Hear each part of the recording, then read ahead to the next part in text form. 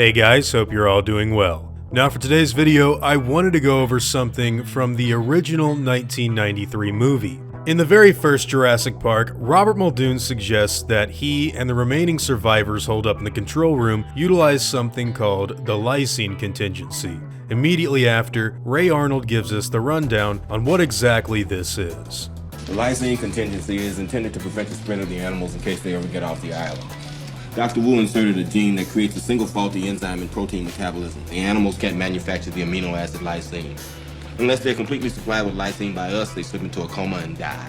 Now, with Dr. Henry Wu putting this failsafe into the genetics of all of the animals, it's left many audience members questioning just how exactly all of these dinosaurs on the island managed to survive for so many years after the fall of the first Jurassic Park. And believe it or not, there's actually more than one answer. Now, of course, there is an explanation given by Dr. Sarah Harding in the sequel film, The Lost World, in which she describes the eating habits of InGen's clones. The herbivores eat lysine-enriched plant matter on Site B and are in turn eaten themselves by the carnivores. This is what allows them to survive long after Hurricane Clarissa wiped out the company's facilities. But that is an explanation given to Isla Sorna, the second island in the franchise continuity. Isla Nublar is never given an on-screen film explanation itself. Of course, it isn't too big of a stretch to assume that the dinosaurs fell into the same kind of behavior that their siblings went through on the sister island. But it's also true that we don't really get any sort of solid explanation in any of the further films.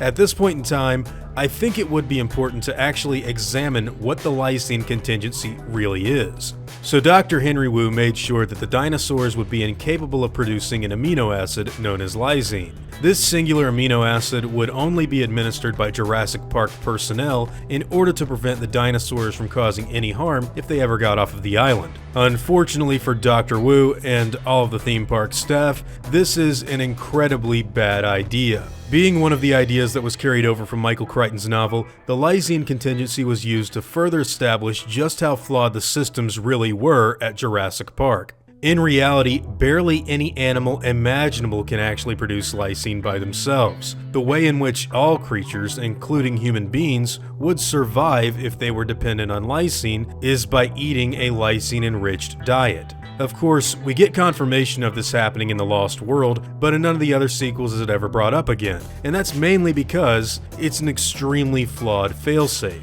This further illustrates just how little knowledge Henry Wu had when designing these ancient animals.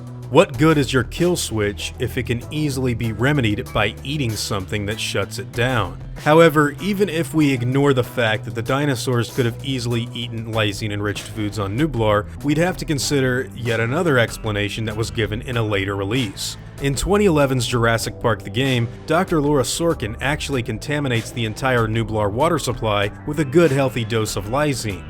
I guess we've got a lot of extra lysine now that the parasaurs don't need the external supply. Yeah, about that. It's not just the parasaurs. We added the antidote to the main water supply. But that'll reach every dinosaur in the park. You're insane!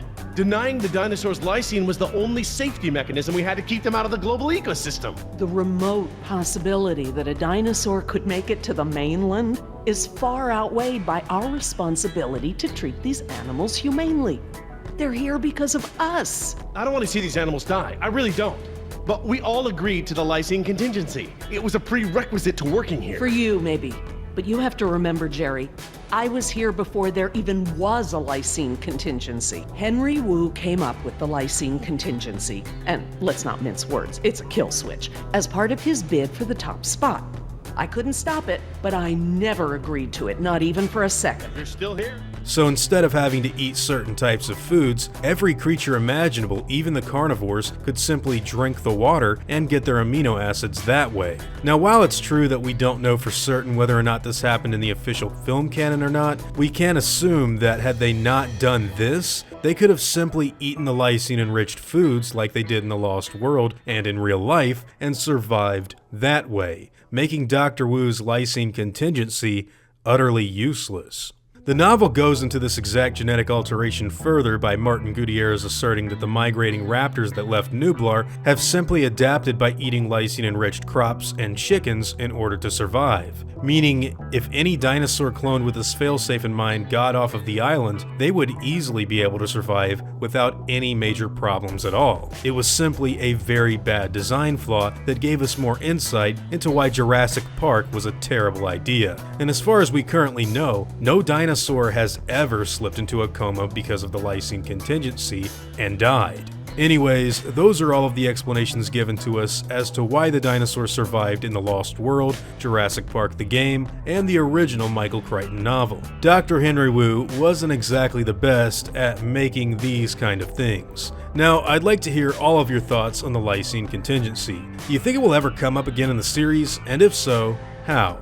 I think it would be kind of difficult to implicate again now that it's been rendered kind of useless. Whatever your thoughts and opinions may be, I'd love to hear about them in the comments down below. Now before I go, I want to thank all of my game wardens, as well as all of my InGen executives. I'd also like to thank all of my park workers and InGen hunters as well.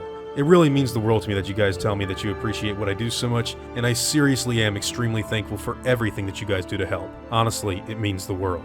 Now I'd like to thank you all for watching this video, and hope that you all enjoy today's content. If you feel like I deserve it, I would appreciate the like and hope that you'll consider subscribing if you're interested in hearing from me again. I'll see you all in the next video, guys. And as always, take it easy.